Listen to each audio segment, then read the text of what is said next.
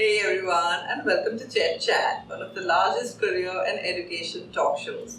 And I'm your host, Chetna. The finance world and the tech world have been long-standing favorites of students when it comes to looking for their careers. And FinTech is the new kid off the block. So today, we're going to tell you everything you want to know about FinTech, how you can make a career in FinTech, and what skills you need for that.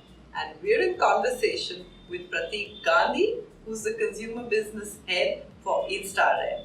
And InstaREM is Southeast Asia's largest digital cross-border payments company. So let's get in conversation with Pratik right away. So hey Pratik, welcome to ChetChat. Thank you very much. And it's great to be in your office on a working day. Thank you. So let's talk about FinTech. It's a buzzword. Everyone seems to be looking keenly at what is FinTech. So can you sort of give us this helicopter view on FinTech? It is a buzzword. I'll try and demystify it. So basically, it's anything which is the usage of technology in the finance industry is a FinTech. Right. So we are in the payments industry, which is very specific, but you could have something which is, for example, use of technology in education. Right. That's called EdTech. Right.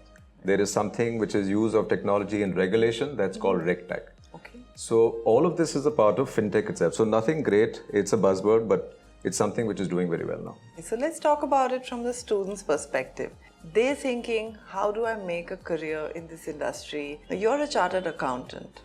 So how do you think these students, what are the kind of skills do you think they need to acquire? How can they prepare themselves for a career in FinTech? So education is just the start.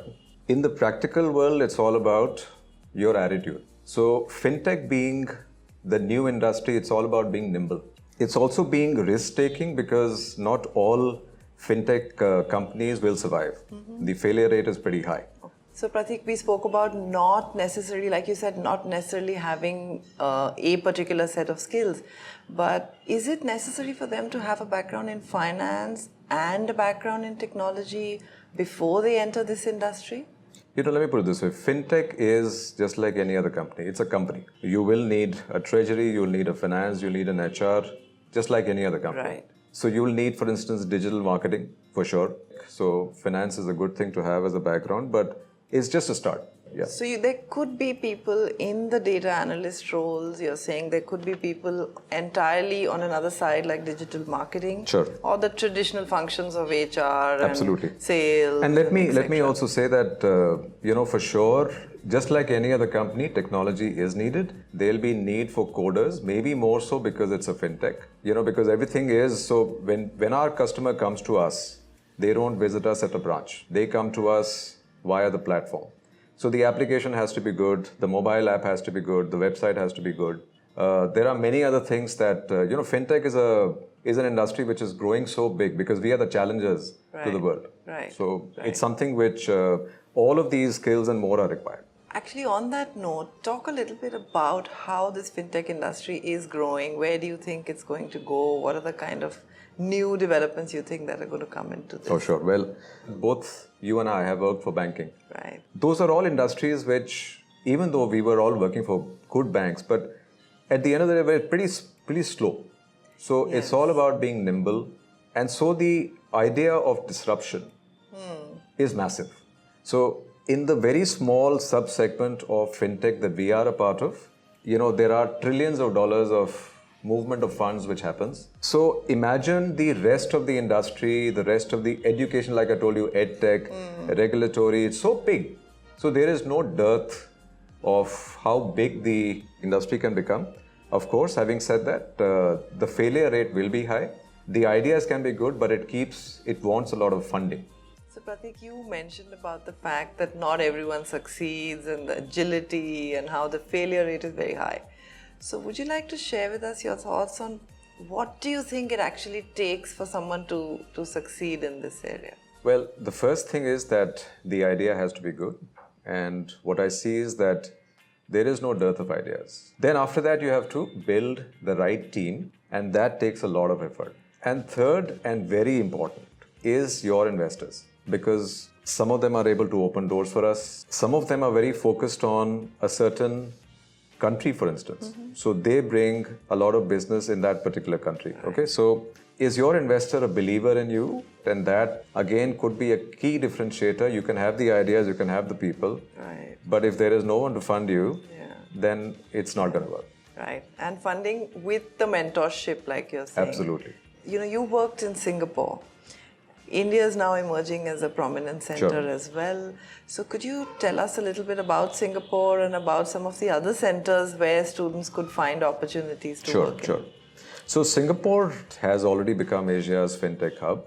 So it's not a big market by itself, but it serves as the hub of the rest of the Asia Pac. Right. So the VCs will become, or the venture capitalists will become attracted to something either if there is a large market, so that's in India, China, Indonesia, Malaysia, or in the case of a Singapore, where all the other enablers are there, but not necessarily the market itself. China is the biggest, really, in terms of the fintech innovations. The technologies they have brought inside, the fact that it's all cashless, are great. They're absolutely fabulous and something that we in India can actually learn from. But India itself is also becoming a very big fintech hub. The likes of Paytm have become very, very successful. I mean, there's a lot of excitement in the VC world for India as well. So to the students, I would just advise, there's enough of opportunity here itself for you to make a big name for yourself. Right. And even companies like yours have significant offices in India as Actually, well. this is the biggest office. Right. 70% of the people are actually based in India because this is the nerve center. This is where the brain cells lie. Right. And this is where you'll get all the talent pool. Absolutely.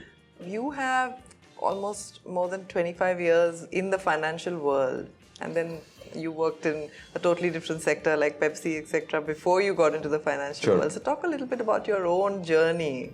I've been a bit of a lost soul, I think. So I started with Anderson, went to Xerox, went to Pepsi, then really got hooked onto the finance industry. Almost 15 years with various banks and financial institutions. But really, the fintech has been my calling, even at a late stage. There's so much happening here, and the thrill of being able to create something and then go out and disrupt the existing players is a different thing altogether. Let's talk about the company, in fact, InstaREM. Sure. The work you do, and where do you see yourself growing in this field? From a company which was established only about 4.5-5 years ago, it started as a consumer P2P. So let's say you want to send money to someone from another country, then you could do it through our business, consumer business. So if a student wants to pay their college, for instance, absolutely, then that exactly is a payment. That's a consumer business oriented kind of a business, right? So we started with that. Now the institutional business is today, the most important aspect in terms of volumes, revenues. So there are very big banks who use us, big corporates who use us for the same thing.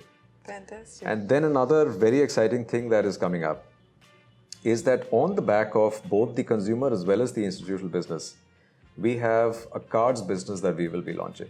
In India, we'll be issuing a travel card, and very important for students, for instance. Today, it's very difficult for a parent to transfer funds into the other country because the student or the child doesn't have a bank account. Right? With us, what they will have to do is just take a card, and the parent can keep refueling the card back from India, and the student can just make the payment with their own card, whether it is for student fees or to make any other payments for a coffee or whatever else. And it'll be at FX rates that we are the ones who, we are the best in the world. We certainly have been rated by the World Bank as the lowest cost operator in the field. Sure. So all of you going to study abroad, you know what to do. We've got the best rates available. You've got a card now, so do check it out.